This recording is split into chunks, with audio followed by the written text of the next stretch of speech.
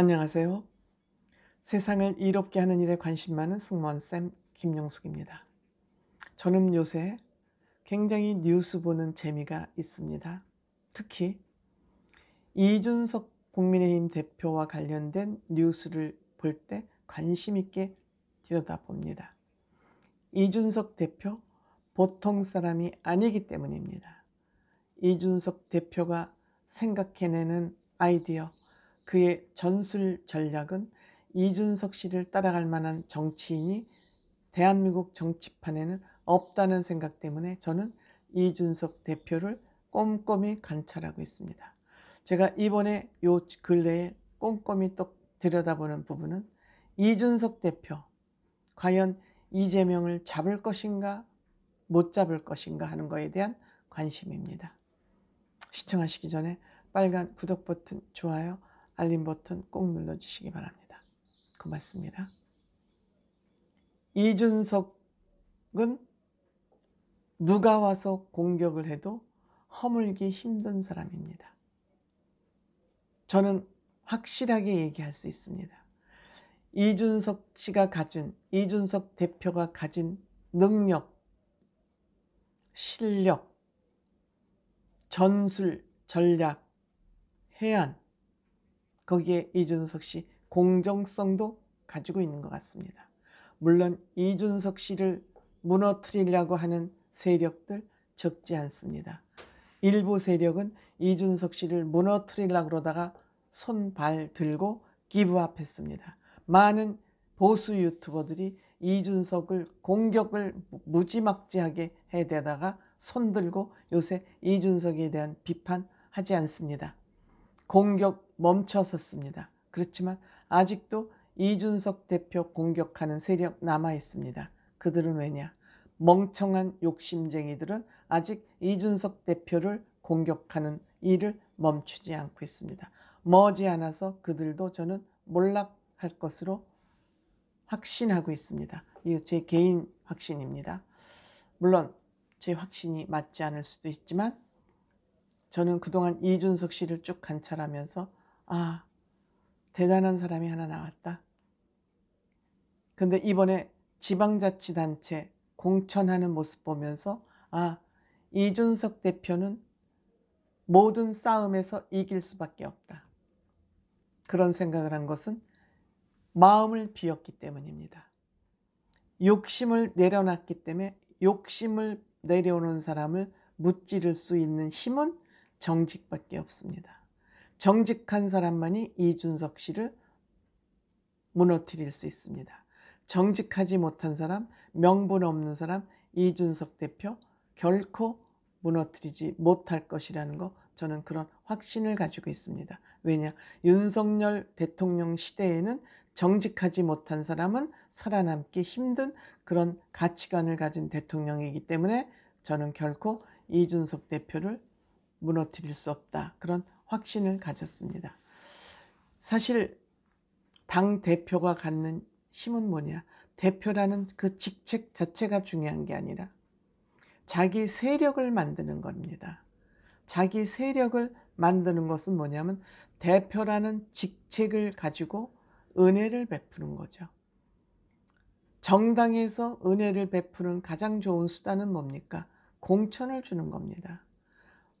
내가 공천 줘가지고 구청장 되고 도지사 되고 뭐 되고 뭐 됐잖아. 그만큼 큰 혜택이 어디 있습니까? 권력과 돈을 한 주먹에 쥐어주는데. 그렇죠? 그래서 대표가 되고자 박터지게 싸우는 거 아니겠습니까? 하지만 이준석 대표는 이번에 공천 어떻게 했습니까? 공천을 투명하고 공평하고 객관적으로 하기 위해서 시험 봤습니다. 시험이라는 객관적인 지표에 의해서 점수를 줬습니다. 아야 소리 못하죠. 이준석 대표가 이와 같이 본인의 기득권을 내려놓고 공평한 길을 선택했습니다. 그리고 공천권을 어디다 줬냐? 각 지역위원장에다 다 논아줬습니다. 그 지역위원장 당신들이 공평하게 공천을 하는지 안 하는지 내가 뒤에서 멀리서 지켜볼 거야. 이준석 씨가 이렇게 공평하게 공천을 하는 걸 알기 때문에 아마 지역 공천위원장들도 함부로 비리를 저지르지 못했을 것입니다. 그 결과 지금 국민의힘의 공천 잡음 있습니까? 없습니다. 물론 공천에서 떨어진 사람들이 서운해서 이런저런 얘기는 할 수 있지만 그것도 아주 극소수에 지나지 않았습니다. 특히 이번에 이재명 후보가 분당에서 도망치듯이 간 계양을, 인천 계양을의 공천을 두고 윤희숙 씨, 국민의 스타로 부상한 윤희숙 전 의원이 본인이 이곳에 출마할 것이라는 것을 공언을 했었습니다. 공표를 했었습니다. 저도 가슴이 두근두근거리면서 윤희숙 의원이 가면은 이재명이를 잡겠다, 이런 생각을 하고 굉장히 가슴이 뛰었었습니다. 그런데 이준석 대표의 생각은 달랐던 것 같습니다. 왜? 전쟁에 이기기 위해서는 상대를 알아야 이긴다고 그러지 않습니까? 상대를 살펴보니 이재명 후보는 약점이 본인이 당선되기 위해서 본인의 본거지인 분당을 헌시착처럼 버리고 명분 없는 인천 계양을을 선택한 것입니다. 그렇다면 똑같이 여기에 낙하산으로 내리꽂는 공천을 한다? 똑같은 사람이죠. 그러니까 우리는 이재명하고 다른 전략을 써야 되겠다. 그렇다면 인천 계양을 해서 25년 동안 그 지역을 위해서 헌신하고 오래 그곳에서 살아온, 또 선거운동을 해온 윤형선이라는 이름은 없지만 성실한 후보를 내는 것이 정답이다, 이런 선택을 한 거죠. 보통 사람들 같으면, 과거에 정말 국민의힘 같으면 유명세를 보고 공천을 했겠죠. 그렇지만 이준석 대표의 전략은, 전술은 그것이 아니었습니다. 이재명 후보의 약점을 공격할 수 있는 그런 후보를 공천을 한 것입니다. 그러면 이준석 대표하고 윤희숙 전 의원의 사이가 나쁘냐?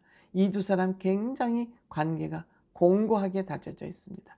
여러분들 기억하실지 모르겠지만 윤희숙 전 의원이 아버님의 부동산 투기 문제로 의원직 사퇴를 할 때 이준석 씨가 울었습니다.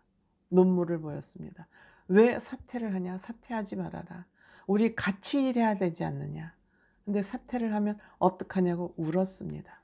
이준석 대표가 이렇게 윤희숙 전 의원에 대한 애정이 많은 사람임에도 불구하고 공천에서는 개인 사적 관계가 중요한 게 아니라 공적인 관계, 즉 전쟁에서 이기는 것이 중요하기 때문에 윤희숙 전 의원을 공천하지 않고 그 지역에서 오랜 시간 그 지역을 다져온 윤현선 후보를 공천한 것입니다. 그래서 지금 요 며칠 전에 지지율이 뒤바뀌었습니다. 적어도 이재명 후보가 20% 이상으로 이길 수 있다는 그런 예상과는 달리 지지율이 뒤집혔습니다. 윤영선 후보 49.5%, 이재명 후보 45.8% 뒤집혔습니다. 저는 만약 여기서 이재명 후보가 진다면, 이준석 대표가 이재명 후보를 잡는다면 국민의힘이나 대한민국 대부분의 국민들, 즉 우파를 지지하는 국민들은 이준석 대표의 능력을 인정하고 지지해줘야 되는 거 아닌가, 그런 생각을 해봅니다. 고맙습니다.